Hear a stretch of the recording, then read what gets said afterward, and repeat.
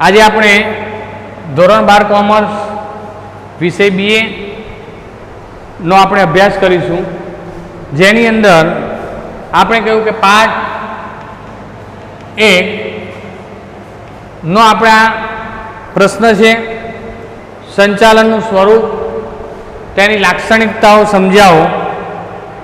વિદ્યાર્થી મિત્રો, ગઈ વખતે આપણે મુદ્દાઓની ચર્ચા કરી હતી, એને અહીંયા વિગતે આપણે સમજવાનો પ્રયત્ન કરીએ તો સંચાલનની અંદર આપણે કહ્યું કે સર્વવ્યાપી પ્રવૃત્તિ છે। આ માત્ર એક જ મુદ્દો ક્યારેક આપણને 2 માર્ક્સમાં પૂછવામાં આવે છે। અહીં આગળ સંચાલન સર્વવ્યાપી પ્રવૃત્તિ છે શા માટે? તો આપણે કહ્યું તેમ કે સંચાલન એટલે અન્ય વ્યક્તિઓ પાસેથી કામ લેવાની કળા, એ આપણે ગઈ વખત એની વ્યાખ્યા જોઈ ગયા હતા। તો એટલા માટે એમ કહે છે કે જ્યાં જ્યાં આગળ અહીંયા આગળ એક કરતાં વધુ વ્યક્તિઓ દ્વારા જે અહીંયા પ્રવૃત્તિ થાય છે, એ દરેક પ્રવૃત્તિની અંદર આપણે સંચાલનની હાજરી જરૂરી છે। અને એ પણ એમ કહે છે કે માત્ર ધંધાકીય એકમ માટે સંચાલન છે એવું નથી।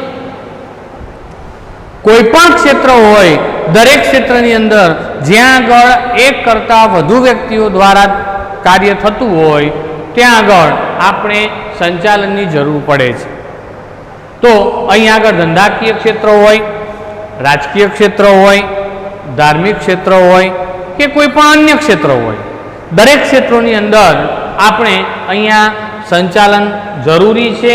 અને માટે એને એમ કહેવાય કે તે સર્વવ્યાપી પ્રવૃત્તિ છે અને એના દ્વારા આપણે દરેક ક્ષેત્રની અંદર આપણે સારામાં સારી એ ધ્યેય સિદ્ધિ કરી શકીએ છીએ। બીજી વાત છે, સંચાલન એ હેતુલક્ષી પ્રવૃત્તિ છે। તો આપણે વિદ્યાર્થી મિત્રો જાણીએ છીએ કે કોઈ પણ પ્રવૃત્તિ હોય, એ પ્રવૃત્તિની શરૂઆત કરતાં પહેલાં આપણી આગળ આપણો મુખ્ય હેતુ કયો છે એ હેતુઓ આપણે નક્કી કરવામાં આવે છે। એ ધંધાકીય ક્ષેત્ર હોય, ધાર્મિક ક્ષેત્ર હોય, રાજકીય ક્ષેત્ર હોય, સંરક્ષણ ક્ષેત્ર હોય, કોઈ પણ ક્ષેત્રમાં આપણે આપણી પ્રવૃત્તિના કેટલાક હેતુઓ નક્કી કરવામાં આવે છે અને આ હેતુઓને સરળતાથી આપણે પૂર્ણ કરવા માટે આપણે સંચાલનની જરૂર છે અને માટે આપણે એને શું કહીએ છીએ? હેતુલક્ષી પ્રવૃત્તિ કહીએ। તો આ હેતુલક્ષી પ્રવૃત્તિ છે। ત્રીજી વાત છે કે સંચાલન એ જૂથ પ્રવૃત્તિ પણ છે। જૂથ પ્રવૃત્તિ એના લક્ષણ પરથી આપણને ખ્યાલ આવે છે કે જ્યાં જ્યાં અહીંયા આગળ જૂથમાં પ્રવૃત્તિ થતી હોય, એક કરતાં વધુ વ્યક્તિઓ દ્વારા પ્રવૃત્તિ થતી હોય, ત્યાં આગળ એ પ્રવૃત્તિને સફળતા અપાવવા માટે આપણે જૂથ પ્રવૃત્તિ કરવી પડે છે અને આ જૂથ પ્રવૃત્તિ માટે સંચાલનની જરૂર પડે છે। તો અહીં આગળ આ જૂથ પ્રવૃત્તિમાં આપણે દરેક વ્યક્તિઓ વચ્ચેનું સંકલનને જાળવવા માટે, એક કરતાં વધુ વ્યક્તિઓ છે માટે એને પૂરતા પ્રમાણમાં માર્ગદર્શન પૂરું પાડવા માટે, જરૂર પડે અને જ્યાં અટકે છે ત્યાં આગળ એની મુશ્કેલીને દૂર કરવા માટે અહીંયા આપણે સંચાલનની જરૂર છે અને તો જ એ કાર્ય સરળતાથી યોગ્ય સમયે પૂર્ણ થાય। અહીં આગળ આપણે સંચાલન દ્વારા દરેક વ્યક્તિની શું પ્રવૃત્તિ છે એ પ્રવૃત્તિને સરળતાથી આપણે વહેંચી શકીએ છીએ, માટે આપણે પૂર્ણ કરી શકાય છે। તેથી આગળ એક અગત્યનું લક્ષણ છે કે સંચાલન એ સતત ચાલતી પ્રવૃત્તિ છે। સંચાલન સતત ચાલતી પ્રવૃત્તિ છે। વિધાન સમજાવો 2 માર્ક્સમાં પૂછાય છે। તો આપણે જાણીએ છીએ તેમ કે કોઈ પણ ધંધાકીય ક્ષેત્ર હોય, એની અંદર અગાઉથી નક્કી કરેલા હેતુઓ છે, એ હેતુઓને પાર પાડવા માટે સંચાલન જરૂરી છે। પણ આ ધંધાકીય પ્રવૃત્તિની અંદર એક વખત વાર્ષિક હેતુઓ નક્કી કર્યા હોય અથવા તો જે હેતુઓ નક્કી થયેલા છે એ પૂર્ણ થયા બાદ ફરીથી આપણે નવા હેતુઓ પ્રસ્થાપિત કરીએ છીએ અને નવા હેતુઓ પ્રસ્થાપિત કરીએ એટલે ફરીથી પાછી સંચાલનની જરૂરિયાત ઊભી થાય. તો આમ ધંધાની અંદર આપણે કહ્યું તેમ કે જ્યાં સુધી ધંધાનું અસ્તિત્વ ચાલુ રહેશે ત્યાં સુધી અહીં આગળ એ સંચાલનની જરૂરિયાત ઊભી થશે. અને એટલા માટે એમ કહે છે કે આ સતત ચાલતી પ્રવૃત્તિ છે. એક વખત સંચાલન દ્વારા નક્કી કરેલા હેતુઓને પાર પાડ્યા બાદ ફરીથી પાછા નવા હેતુઓની અહીં આગળ રચના થશે અને નવા હેતુઓને પ્રસ્થાપિત કર્યા પછી એને પાર પાડવા માટે ફરી પાછું સંચાલનની જરૂરિયાત ઊભી થાય છે. આમ અવિરતપણે આખી જ્યાં સુધી ધંધાની અસ્તિત્વ હોય ત્યાં સુધી આપણે આ પ્રવૃત્તિની અંદર એ આપણે જાણીએ છીએ કે સંચાલન જરૂરી છે. એથી આગળનો મુદ્દો છે માનવીય પ્રવૃત્તિ છે કે આપણે જાણીએ છીએ કે કોઈ પણ પ્રવૃત્તિ કરવામાં માણસ એ કેન્દ્ર સ્થાને હોય છે. આપણે કહ્યું તેમ કે સંચાલન કરનાર એ પણ વ્યક્તિ છે. આપણા જૂથ કાર્ય જે કરે છે એ કાર્ય કરનાર પણ વ્યક્તિ છે. સંચાલન જેની ઉપર કરવાનું છે એ પણ માનવીય ઉપર આપણે સંચાલન કરીએ છીએ અને માટે એમ કે છે કે આ આખી પ્રવૃત્તિમાં કેન્દ્ર સ્થાને એ આપણે માનવ રહેલો છે અને માટે આ પ્રવૃત્તિને આપણે માનવીય પ્રવૃત્તિ તરીકે પણ ઓળખવામાં આવે છે. તો આમ માનવીય પ્રવૃત્તિ છે. આગળનું લક્ષણ છે નિર્ણય પ્રક્રિયા કે સંચાલનની અંદર એ આપણે આગળ એ જોઈએ છીએ કે જે તે સંચાલક હોય એ સંચાલકે નક્કી કરેલા હેતુઓની સિદ્ધિ માટે એ વારંવાર નિર્ણયો લેવા પડે છે. અહીંયા આ નિર્ણય એ અહીંયા આગળ હંમેશા જ્યાં સુધી આપણા હેતુઓ સિદ્ધ ન થાય ત્યાં સુધી આપણી પ્રવૃત્તિ જ્યાં સુધી ચાલુ રહેશે ત્યાં સુધી આપણે નિર્ણયો લેતા રહેવું પડે છે અને માટે સંચાલનની પ્રવૃત્તિ છે એ સંચાલનની પ્રવૃત્તિમાં નિર્ણય પ્રક્રિયા જોવા મળે છે. વારંવાર ટૂંકા ગાળાના નિર્ણયો હોય, લાંબા ગાળાના નિર્ણયો હોય, આ બધા નિર્ણયો એ સતત સંચાલકે લેવા પડે છે અને માટે સંચાલકીય પ્રવૃત્તિ જેને નિર્ણય પ્રક્રિયા તરીકે પણ આપણે ઓળખીશું અને એના દ્વારા આપણે નક્કી કરેલા હેતુની સિદ્ધિ કરવામાં આ નિર્ણયો અગત્યનો ભાગ ભજવે છે. એથી આગળ વિદ્યાર્થી મિત્રો એક મહત્વનો આ મુદ્દો છે સંચાલન વિજ્ઞાન, કળા અને વ્યવસાય છે. આને આપણે જ્યારે આ બે વસ્તુ પૂછવામાં આવે સંચાલન વિજ્ઞાન અને કળા છે સમજાવો 2 માર્ક્સમાં પૂછાય છે અને વિદ્યાર્થી મિત્રો કદાચ આ ત્રણે ભેગું પૂછે કે સંચાલન વિજ્ઞાન, કળા અને વ્યવસાયનો સુભગ સમન્વય છે તો એ 3 માર્ક્સમાં પૂછાય છે. તો આપણે આને વિગતે સમજીએ કે જેવી રીતે આપણું વિજ્ઞાન છે એ વિજ્ઞાન સચોટ સિદ્ધાંતો ઉપર રચાયેલું છે અને એ સિદ્ધાંતો એ ગમે ત્યાં હોય તો એ અહીં આગળ સાર્થક સાબિત થાય છે. એવી જ રીતે સંચાલનની અંદર પણ જે એ અગાઉના સંચાલન શાસ્ત્રીઓ છે એમના દ્વારા કેટલાક સિદ્ધાંતો રચાયેલા છે. તો આ સિદ્ધાંતો દ્વારા આપણે હેતુ સિદ્ધિ કરી શકીએ છીએ અને એટલા માટે એમ કહે છે કે સંચાલન એ પણ એક વિજ્ઞાન છે. આ સંપૂર્ણ સત્ય નથી, વિજ્ઞાન જેટલા સચોટ નથી, છતાં પણ આપણે અહીં આગળ જે અનુભવનો નિચોડ છે એ અનુભવના નિચોડને આધારે નક્કી થયેલા સિદ્ધાંતો છે એ આપણી હેતુ સિદ્ધિ માટે અહીં આગળ ખૂબ જ ઉપયોગી સાબિત થાય છે અને માટે કેટલાક લેખકો એ સંચાલનને વિજ્ઞાન તરીકે ઓળખાવે છે. જુઓ, બીજું આપણને કહ્યું છે કે સંચાલન કળા પણ છે. આપણે જાણીએ છીએ કે દરેક ક્ષેત્રમાં સંચાલકો હોય છે, છતાં પણ દરેક સંચાલક એ સંપૂર્ણ રીતે સફળતા પ્રાપ્ત કરી શકે એવું જરૂરી નથી. કેટલાક સંચાલકો એવા છે કે જે પોતે પોતાના નક્કી કરેલા હેતુ એ સમયસર પૂર્ણ કરી શકે છે અને કેટલાક સંચાલકો એવા છે કે પોતાના એકમની અંદર નક્કી કરેલા હેતુઓને પાર પાડવામાં નિષ્ફળ નીવડે છે આનું કારણ એક જ છે કે સંચાલકની કળા. કળા એટલે શું?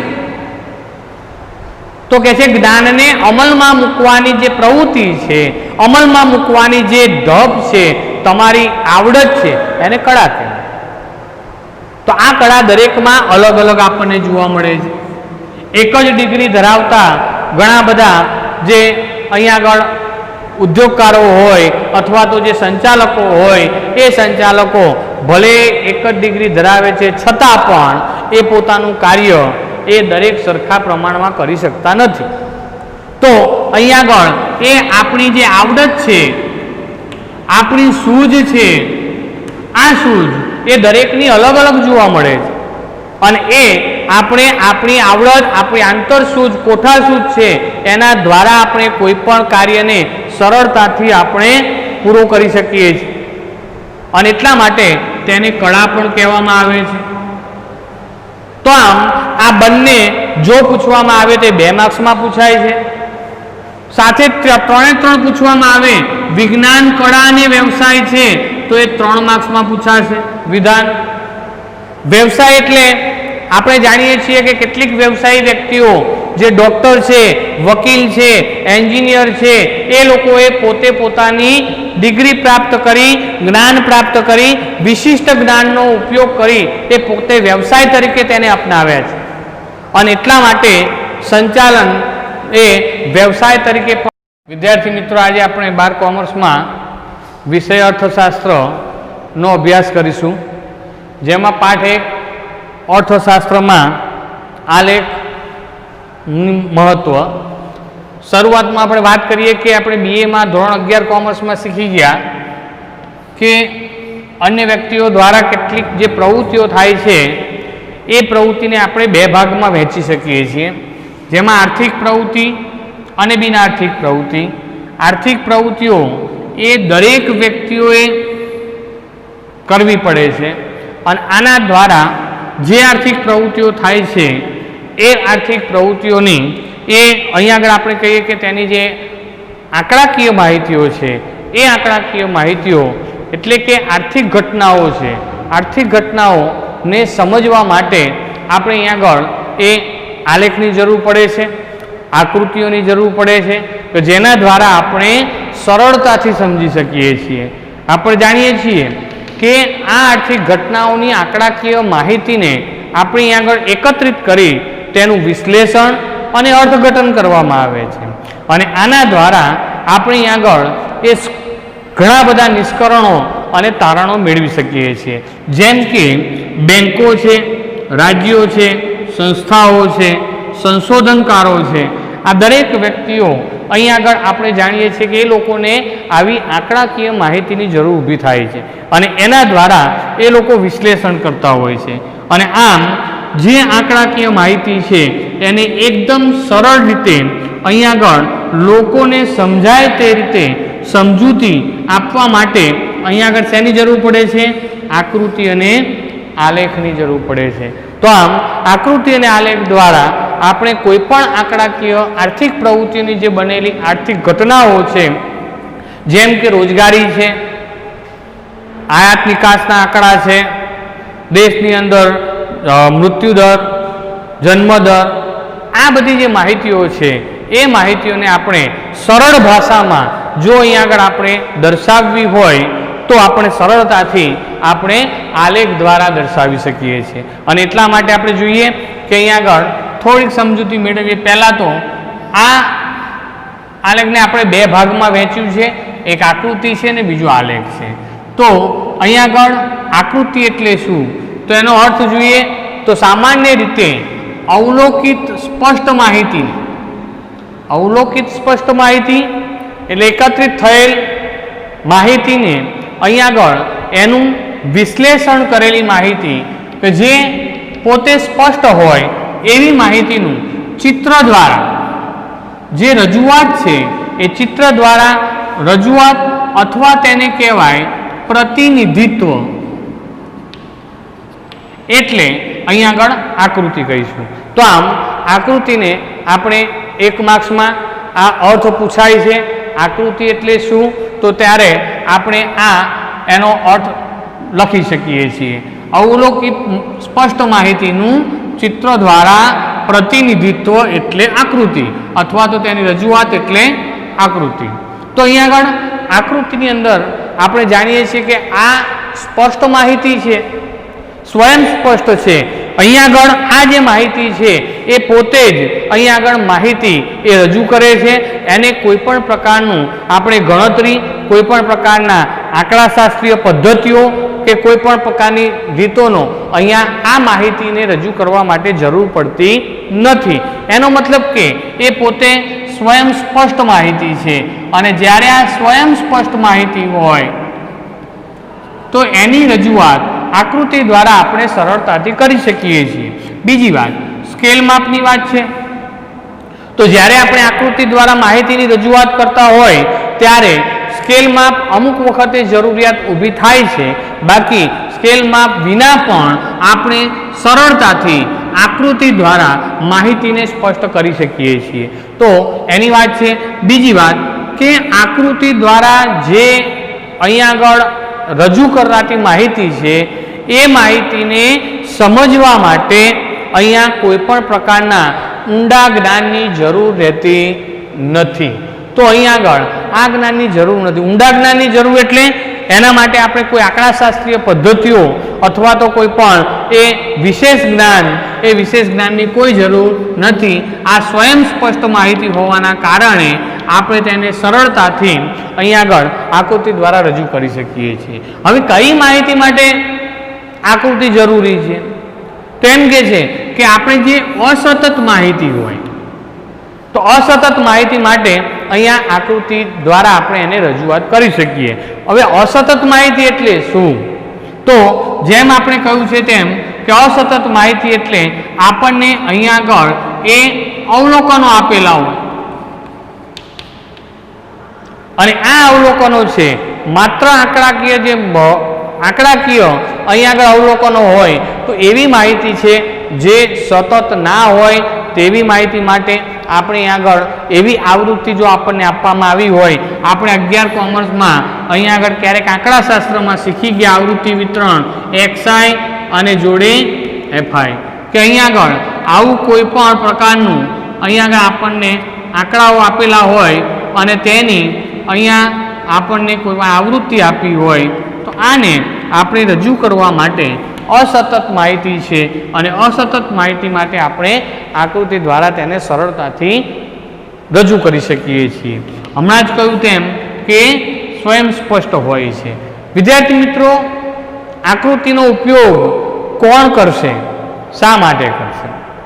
પહેલી વાત કે આના ઉપયોગોમાં પહેલો તો કંપની એ પોતાની જાહેરાત માટે આકૃતિનો ઉપયોગ કરે છે। તમે જાણતા હશો ઘણી વખતે આપણે ટીવીની અંદર અથવા તો અન્ય રીતે આપણે કંપનીઓની જાહેરાતો જોઈએ છીએ તો આ જાહેરાતોની અંદર પણ આકૃતિના સિમ્બોલ દ્વારા આપણને જે પોતાની પ્રોડક્ટ વિશેની લાક્ષણિકતાઓ સમજાવવા માટે એનો કંપની ઉપયોગ કરે છે। તો આ જાહેરાત માટે અહીં આગળ આપણે આ આકૃતિનો ઉપયોગ થશે।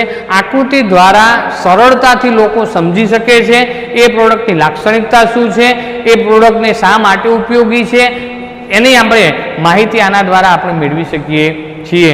તો પોતે કંપની પોતાના પ્રોડક્ટની આકર્ષકતા ઊભી કરવા માટે, એનું આકર્ષણ જમાવવા માટે, તમને લાલચ આપવા માટે એક પ્રકારની કંપની આકૃતિ દ્વારા અહીંયા જાહેરાત કરી શકતો હોય છે। બીજી વાત છે રાજ્યની માહિતી છે।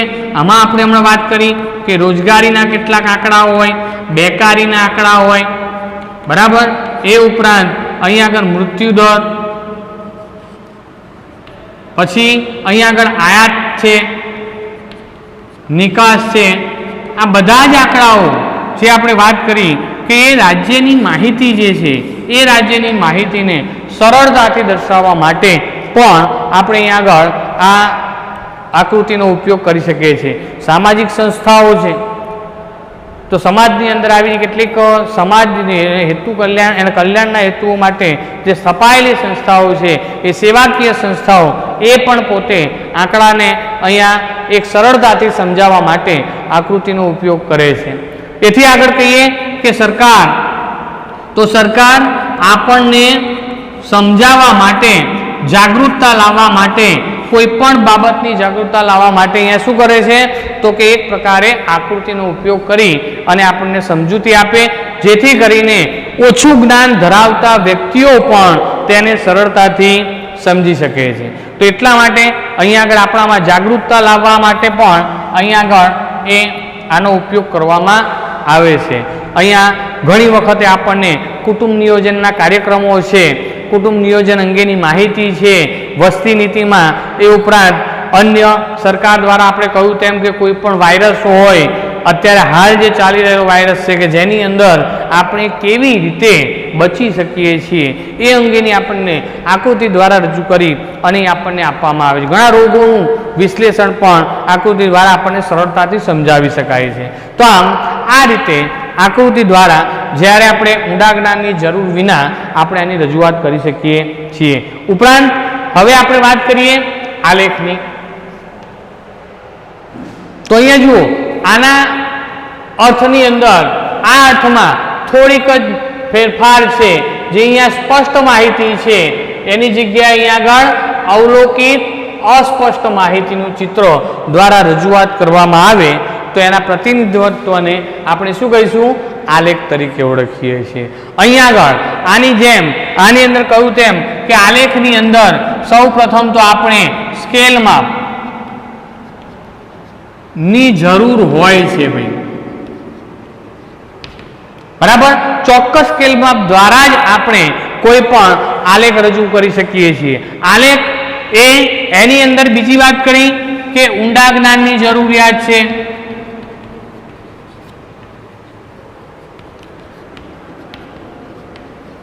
જુઓ, આની અંદર ઊંડા જ્ઞાનની જરૂર નથી, જ્યારે આની અંદર ઊંડા જ્ઞાનની જરૂરિયાત છે. કેમ? કારણ કે આની અંદર કોઈ પણ આંકડાકીય માહિતી હોય અને એ આંકડાકીય માહિતી અસ્પષ્ટ આંકડાકીય માહિતી છે અને એની અંદર આપણે શું કરવાનું છે તો એનું વિશ્લેષણ કરી, એનું અર્થઘટન કરી અને ત્યારબાદ એને એક સંક્ષિપ્ત સ્વરૂપમાં